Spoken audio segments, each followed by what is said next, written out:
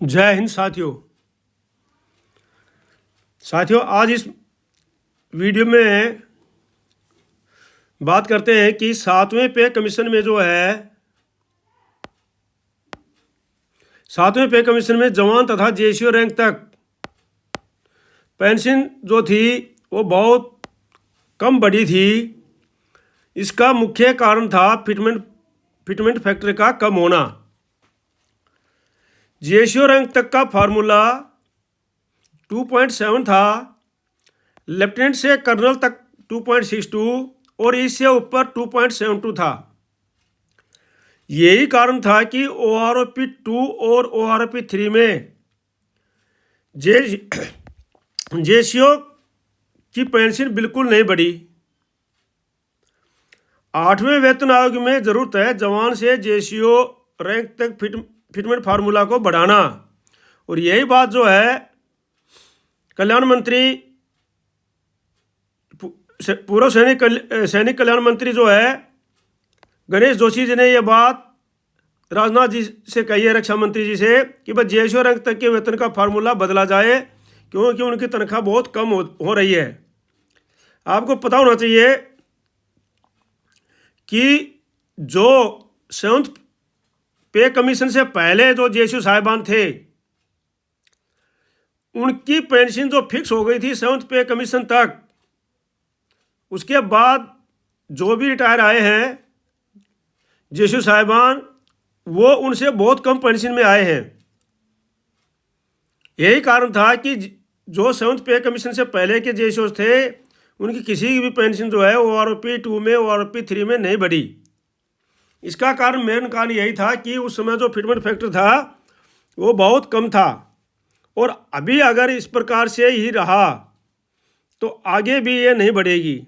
इसलिए ज़रूरत है अभी 8वें वेतन आयोग में ज़रूरत है जवान से जेसीओ रैंक तक के फिटमेंट फार्मूला को बढ़ाना।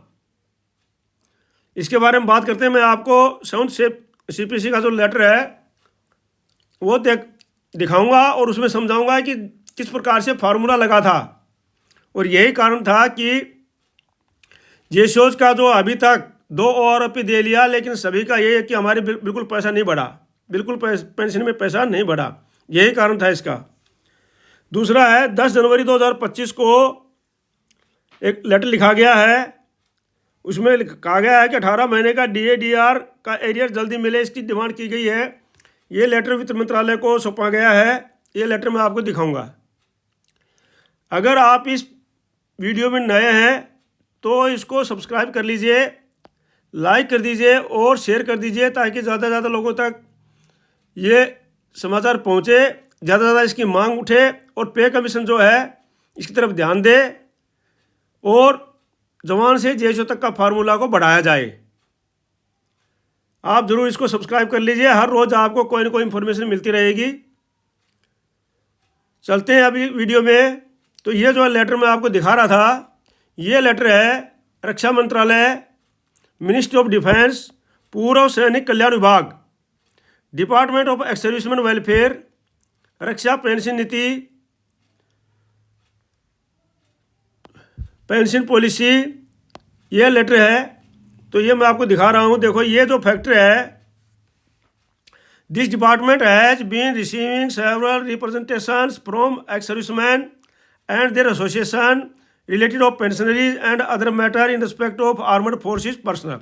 कहा गया है कि भाई ये जो काफ़ी मीटिंग करने के बाद में एक्स सर्विसमैन से और उनसे पेंशनर से सबसे मीटिंग करने के बाद में ये डिसाइड किया गया था, in this regard after going through the representation receiving in this section, सारी रिप्रेजेंटेशन के बाद ये डिसाइड थ्रू हुआ some of the issue have been compiled and on the basis of information available in this section the point wise comments on this issue। तो ये है, देखो main चीज़ ये है, देखो इसमें फिटमेंट फैक्टर फॉर जेसीओज only 2.57 and officers it is 2.81।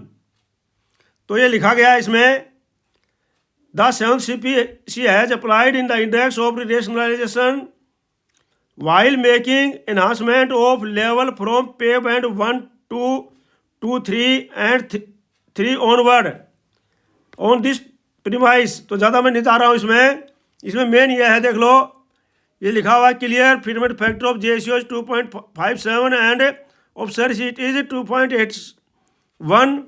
और यहाँ पर ये लिखा हुआ है PB1 जिसमें जेएसओ तक आते हैं 2.57 increase to 2.624 personal PB2 and further 2.67।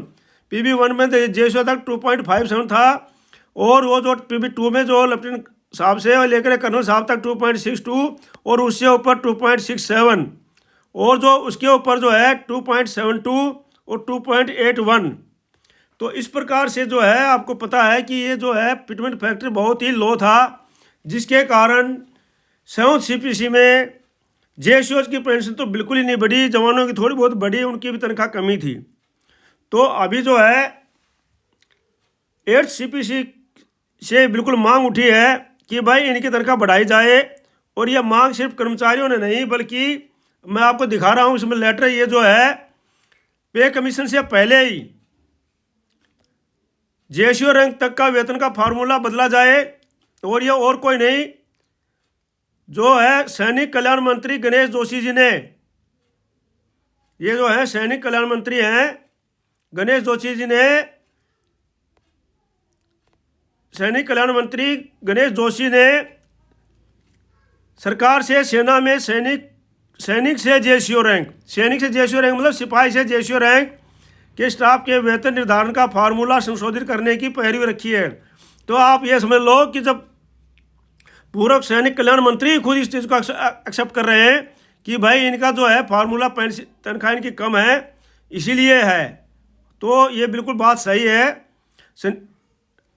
शनिवार को नई दिल्ली में रक्षा मंत्री राजनाथ सिंह से मुलाकात के दौरान जोशी जी ने यह मुद्दा उठाया था। जोशी जी ने कहा कि 7वें वेतन आयोग में बेसिक वेतन तय करने के लिए कुछ मानक तय किए गए हैं। अधिकारी वर्ग से नीचे क्रम में सैनिकों की राशि को 2.57 से गुणा कर तय किया जाता है। अधिकारी वर्ग को गुणांक अधिक है, अधिकारी वर्ग का गुणांक अधिक है। Lieutenant captain major lieutenant colonel के बेसिक वेतन का 2.62 से गुना किया जाता है और इसके बाद उनसे बड़े रैंक का 2.72 से। जवानों का गुणांक कम होने के कारण उनका वेतन अपेक्षाकृत कम हो गया है। देखो ये मानी गई है कि उनका वेतन वास्तव में कम हो गया है, जबकि उनका गुणांक उनके कम बेसिक के अनुसार ज़्यादा होना चाहिए था ज़्यादा, और गुणांक कर दिया जो फिटमेंट फार्मूला था और कर दिया कम। तो जोशी जी ने रक्षा मंत्री जी अनुरोध किया है कि इस विषय का अध्ययन कर सुधार करने का प्रयास किया जाए।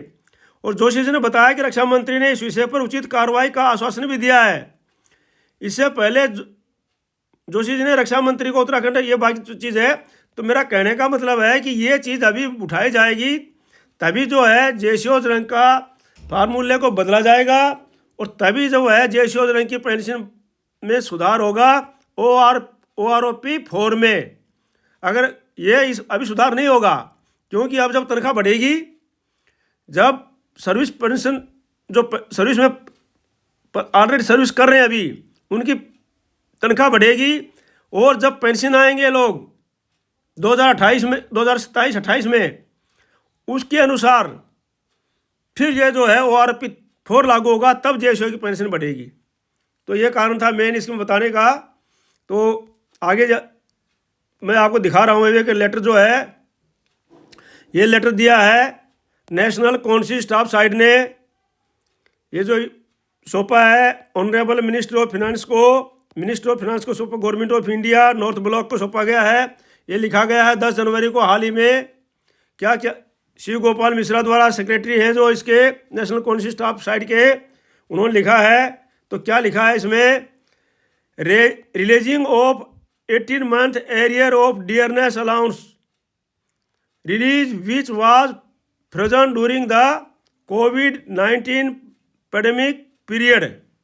मतलब जो है कोविड-19 के पैंडेमिक जो पीरियड के दौरान जो 18 महीने का DAR था उसको रिलीज करने के लिए कहा गया है।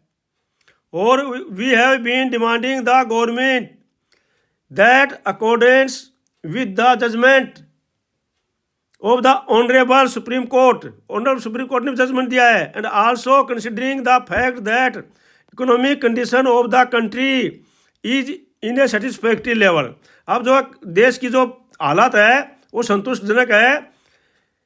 The 18 month DR arrear due to the central government employees and pensioners which was frozen during the कोविड-19 के दौरान जो सेंट्रल गवर्नमेंट के एम्प्लॉयज और पेंशनर थे उनका DA जो रोक दिया गया था, तो इसलिए may please be paid back the employees and pensioner, employees और पेंशनर को ये वापस कर दिया जाए। तो ये था उनकी डिमांड है। ये डिमांड जो है मैं आपको बता दिया अभी। आगे ये तो बाकी और डिमांड है। हाँ, एक डिमांड ये भी थी उनकी 10 मई को लिखा था, तो ये तो आप सरकार ने मान ही ली है इस डिमांड को। तो पूरा जो पे कमीशन को स्थापित करने के लिए लिखी थी ये तो मान ही ली है। तो हो सकता है वो डिमांड जल्दी सरकार इस पर विचार करने लग जाए। ये है देखो 8th पे कमीशन सैलरी कैलकुलेटर 8वां वेतन आयोग लागू होते ही इतनी बढ़ जाएगी सरकारी कर्मचारियों की सैलरी। सरकारी कर्मचारियों के साथ पेंशन धारकों की भी हो गई बल्ले बल्ले। प्रधानमंत्री मोदी जी ने बृहस्पतिवार को केंद्रीय कर्मचारियों के वेतन और भत्तों में संशोधन के लिए लिख दिया है। तो आपको पता ही था। तो इसमें कितने को फायदा होगा? 65 लाख पेंशन धारकों को होगा फायदा। इसमें सूत्रों ने बताया कि इस कदम से रक्षा क्षेत्र में काम कर रहे कर्मचारियों सहित केंद्र सरकार के लगभग 50 लाख कर्मियों को लाभ होगा। साथ ही लगभग 65 लाख पेंशन धारकों की पेंशन में बढ़ोतरी होगी। इससे अकेले दिल्ली में लगभग 4 लाख कर्मचारियों को लाभ होगा। इसमें रक्षा और दिल्ली सरकार के कर्मचारी शामिल हैं। रक्षा विभाग के जो है दिल्ली में 5 फरवरी 2025 को विधानसभा चुनाव होने हैं। सूत्रों ने कहा कि आमतौर पर दिल्ली सरकार के कर्मचारियों के वेतन में वेतन आयोग के साथ ही वृद्धि होती है। इससे सरकारी कर्मचारियों के जीवन की गुणवत्ता में सुधार के साथ साथ उपभोग और आर्थिक वृद्धि को महत्वपूर्ण गति मिलेगी। 7वें वेतन आयोग के तहत वित्त वर्ष 2016-17 में खर्च में 1 लाख करोड़ रुपए की बढ़ोतरी हुई थी। आमतौर पर हर 10 साल में केंद्र सरकार अपने कर्मचारियों के वेतन को संशोधित करने के लिए वेतन आयोग का गठित करती है। 1947 के बाद से 7 वेतन आयोग का गठन किया गया है। 7 वेतन आयोग केंद्र सरकार के कर्मचारियों पेंशनरों की महंगाई की भरपाई के उद्देश्य से स्थापित भत्ते और महंगाई राहत में संशोधन के फार्मूले को भी सिफारिश करते हैं। कितनी बढ़ जाएगी सैलरी? देखो इसमें कुछ रिपोर्ट्स बताती हैं कि 8वां वेतन आयोग फिटमेंट फैक्टर को 2.57 2.57 से बढ़ाकर 2.86 करने का प्रस्ताव रख सकता है। इससे मूल वेतन जो अभी 18,000 है ये बढ़कर 51,480 रुपये हो जाने की संभावना है। इस तरह के कदम से कर्मचारियों की आर्थिक स्थिति पर प्रभाव पड़ सकता है। उनकी खर्च करने की क्षमता बढ़ सकती है। इससे उपभोक्ता खर्च भी बढ़ सकता है। 2014 में गठित और 2016 में लागू 7वें वेतन आयोग के कई महत्वपूर्ण बदलाव किए हैं। इनसे वेतन बैंड को सरल वेतन मैट्रिक्स में बदला है। न्यूनतम मासिक वेतन जो 18,000 रुपये कर दिया गया था, शीर्ष कर्मचारी अधिकारियों के लिए अधिकतम मासिक वेतन 2.5 लाख रुपये तय हुआ। इसे फिटमेंट फैक्टर में भी 2.57 का बढ़ाया दिया था उसमें। तो ये पहले की बात है। ध्यान रहे कि यहाँ सिर्फ बेसिक सैलरी में होने वाली बढ़ोतरी के बारे में बताया गया है। तो ये तो पता ही आपको, ये मैंने आपको बता दिया कितनी बढ़ेगी सैलरी। तो आज के इस वीडियो में इतना ही। मिलते हैं कल दूसरे वीडियो के साथ में। आज का मेन मकसद है इसको ज़्यादा से ज़्यादा लोगों के पास आप भेजना ताकि इसकी मांग उठे और जवान से लेकर के जेसीओ तक का जो है फिटमेंट फैक्टर है वो ज़्यादा दिया जाए ताकि आप लोगों की पेंशन भी बढ़े और जवानों की तनख्वाह भी बढ़े। तो आप इसको ज़्यादा शेयर करना, लाइक करना और सब्सक्राइब जरूर करना। तब तक के लिए जय हिंद, जय Bharat. May you live long. आपका दिन शुभ रहे। धन्यवाद।